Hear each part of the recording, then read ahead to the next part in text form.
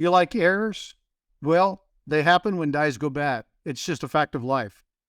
In fact, dies have various lifespans depending upon things like design and intricacy. The more intricate, the more something can go wrong. We'll talk about this and more in just a few moments.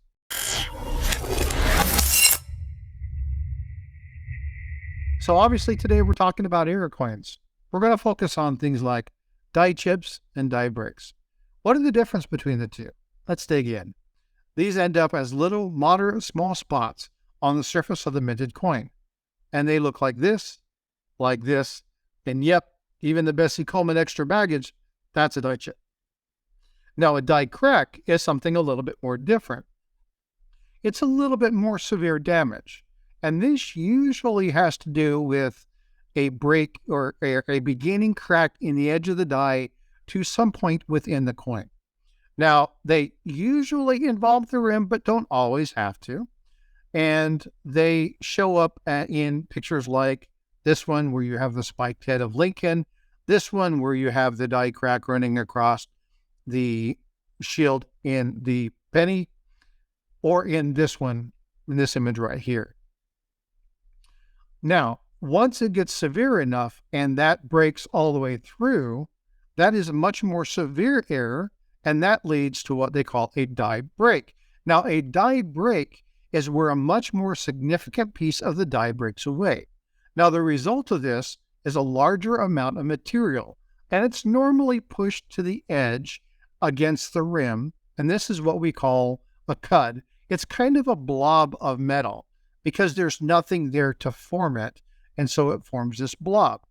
Now, on the reverse of this, now it could be on the obverse or the reverse, but the reverse of where the damage is generally very weakly struck.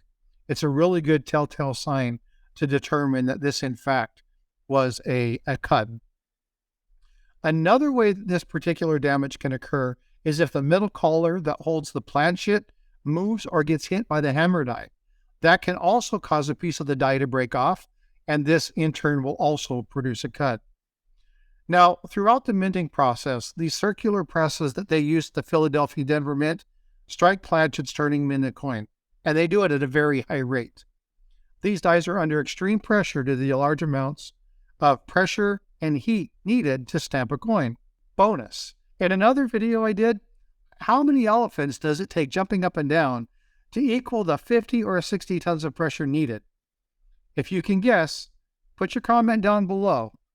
Those who guess correctly will be entered in a drawing to win a Mercury dime. There are other videos where I put opportunities to win coins, so watch those videos and check out the descriptions to find them. They're out there. All that pressure that is caused on the material leads to things like die failure. Friction is an enemy of metal. So is heat. And friction caused from striking the planchet causes heat, which causes stress to the die. More stress, more deterioration. More deterioration, eventual damage. And then failure. Now, because sometimes dies need to be cleaned up because of other issues, they have the potential of leading to another error, but that's going to be in another video soon to come. I hope this video has been fun and informative, and if you feel like I've earned it, smash that subscribe button. It really helps the channel, but hammer that thumb and leave a comment where that sub won't stick. And oh yeah, if you haven't already, hit that notification bell and set it to all, so you'll get notified as soon as new content comes out. My next video is going to be on another type of error combination, but which one? You'll have to just wait and see. Hit that bell. Be notified when it comes out. This is Frostbite. Have a wonderful day.